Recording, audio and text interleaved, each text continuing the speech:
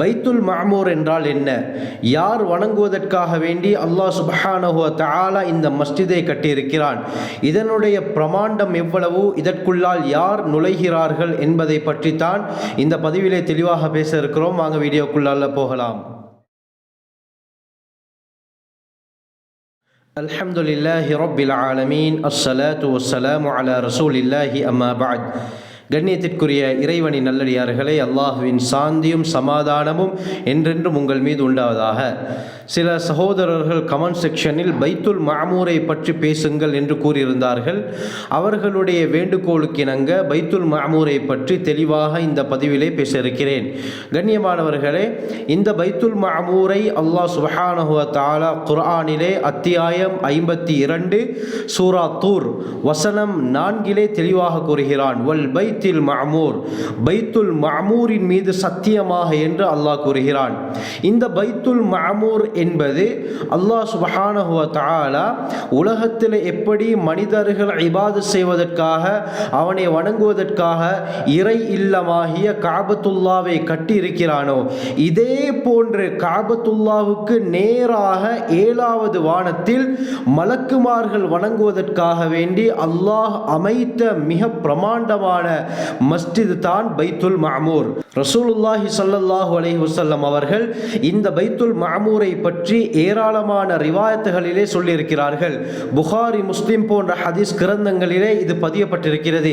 இமாம் இப்னு கஸீர் அல் பிதாயா வன்னிஹாயா என்ற தங்களுடைய சரித்திர நூலில் இதை பற்றி மேலதிக விபரத்தையும் கூறுகிறார்கள். ரசூலுல்லாஹி ஸல்லல்லாஹு அலைஹி வஸல்லம் அவர்கள் மிஅராஜ் விண்ணுலக யாத்திரை சென்ற பொழுது முதலாவது வானத்துக்கு செல்கிறார்கள். முதலாவது வானத்தில் ஹஜ்ரத் ஆதம் அலைஹிஸ்ஸலாத்தை சந்திக்கிறார்கள். இரண்டாவது வானத்தில் ஈசா அலைஹிஸ்ஸலாம், யஹ்யா அலைஹிஸ்ஸலாத்தை சந்திக்கிறார்கள். இந்த விடயம் முஸ்னத் அஹ்மதிலே பதியப்பட்டிருக்கிறது. மூன்றாவது வானத்துக்கு உயர்த்தப்படுகிறார்கள். மூன்றாவது வானத்தில் ஹஜ்ரத் யூசுப் அலைஹிஸ்ஸலாத்தை சந்திக்கிறார்கள். நான்காவது வானத்தில் இத்ரீஸ் அலைஹிஸ்ஸலாம், ஐந்தாவது வானத்தில் ஹாரூன் அலைஹிஸ்ஸலாம், ஆறாவது வானத்தில் மூசா அலைஹிஸ்ஸலாம், ஏழாவது வானத்தில் இப்ராஹிம் அலைஹிஸ்ஸலாத்தை ரசூலுல்லாஹி ஸல்லல்லாஹு அலைஹி வஸல்லம் சந்திக்கிறார்கள். இந்த 7வது வானத்தில் தான் அல்லாஹ் சுப்ஹானஹு வ தஆலா பைத்துல் மஅமூரையும் வைத்திருக்கிறான். சஹீஹுல் புகாரியுடைய 3207வது ரிவாயத், சஹீஹ் முஸ்லிமுடைய 162வது ரிவாயத் இந்த விடயத்தை தெளிவுபடுத்துகிறது. ஸல்லல்லாஹு அலைஹி வஸல்லம் சொன்னாங்க, சும்ம ருஃபிஅ லி அல் பைத்துல் மஅமூர், பைத்துல் மஅமூருக்கு நான் உயர்த்தப்பட்டேன். அந்த இடத்திலே நான் ஹஜ்ரத் இப்ராஹிம் அலைஹிஸ்ஸலாம் அவர்கள் அந்த மஸ்ஜிதுடைய சுவரிலே முதுகை வைத்து சாய்ந்தவர்களாக இருந்தார்கள். பிறகு இப்ராஹிம் அலைஹிஸ்ஸலாம் அவர்களுடன் பேச்சுவார்த்தை நடக்கிறது, உரையாடல் நடக்கிறது. ரசூலுல்லாஹி ஸல்லல்லாஹு அலைஹி வஸல்லம் சொன்னார்கள், அந்த தொடர் ஹதீஸிலே ஒவ்வொரு நாளும் 70,000 வானவர்கள் அந்த மஸ்ஜிதுக்குள்ளால் நுழைகிறார்கள். ஆனால் சும்ம லா யஊதுன், அந்த மஸ்ஜிதில் இருந்து அவர்கள் மீண்டு வருவது கிடையாது என்று ஸல்லல்லாஹு அலைஹி வஸல்லம் சொன்னார்கள். ஒவ்வொரு நாளும் அந்த பைத்துல் மஅமூர் படைக்கப்பட்ட நாளிலிருந்து ஒவ்வொரு நாளும் 70,000 மலக்குமார்கள், வானவர்கள் இன்றும் நுழைந்து கொண்டு தான் இருக்கிறார்கள். மறுபுறத்தால் வெளியே செல்வதும் கிடையாது, இந்த புறத்தால் மீண்டு வருவதும் கிடையாது. அந்த மஸ்ஜிதுக்குள்ளால் தான் அவர்கள் இருக்கிறார்கள் என்றால் அந்த மஸ்ஜிதுடைய பிரமாண்டம் எவ்வளவு கண்ணியமானவர்களை கொஞ்சம் யோசித்து பாருங்கள், யோசித்து பாருங்கள், சிந்தித்து பாருங்கள். இமாம் தபரானி ரஹ்மத்துல்லாஹி அலைஹி தங்களுடைய முஅஜமுல் கபீரிலே 12185வது ரிவாயத்தாக கொண்டு வராங்க. அப்துல்லா பின் அப்பாஸ் ரலியல்லாஹு அன்ஹு அறிவிக்கிறாங்க, ஸல்லல்லாஹு அலைஹி வஸல்லம் சொன்னாங்க, அல் பைத்துல் மஅமூரு ஃபிஸ் ஸமா யுகாலு லஹு அத்-துர்ராஹ், வானத்திலே பைத்துல் மஅமூருக்கு துர்ராஹ் என்று சொல்லப்படும். உலகத்தில் கஅபத்துல்லாஹுக்கு எந்த அந்தஸ்தோ இதே அந்தஸ்து தான் இந்த பைத்துல் மஅமூருக்கும். கஅபாவுக்கு நேராக 7வது வானத்திலே அல்லாஹ் அமைத்து வைத்திருக்கிறான்.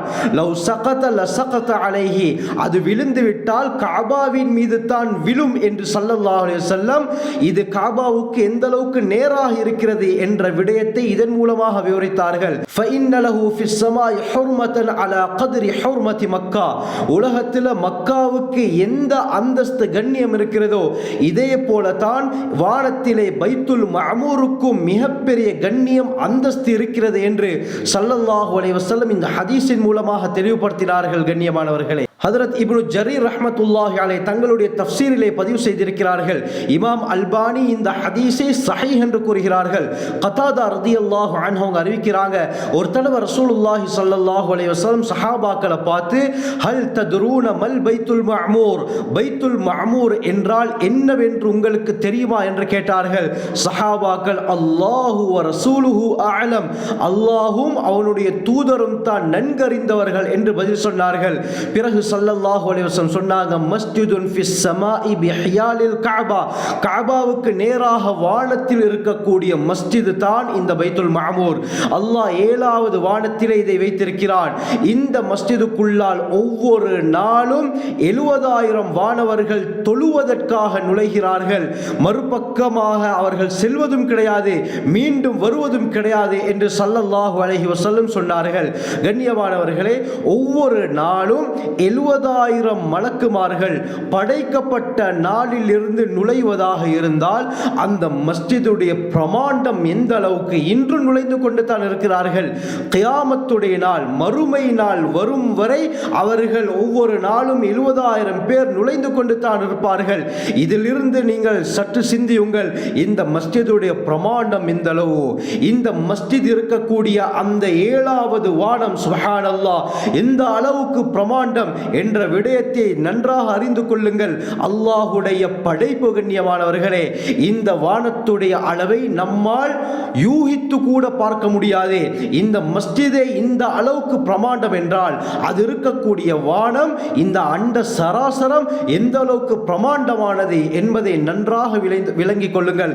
இதைத்தான் அல்லாஹ் குர்ஆனிலே கூறுகிறான், வஸ்ஸமாஅ பனைனாஹா பிஐதின், நாங்கள் தான் நம்முடைய சக்தியை கொண்டு வானத்தை அமைத்தோம், வ இன்னா லமுஸ்ஸிஊன், நாங்கள் தான் விசாலமாக்கி கொண்டே இருக்கிறோம்.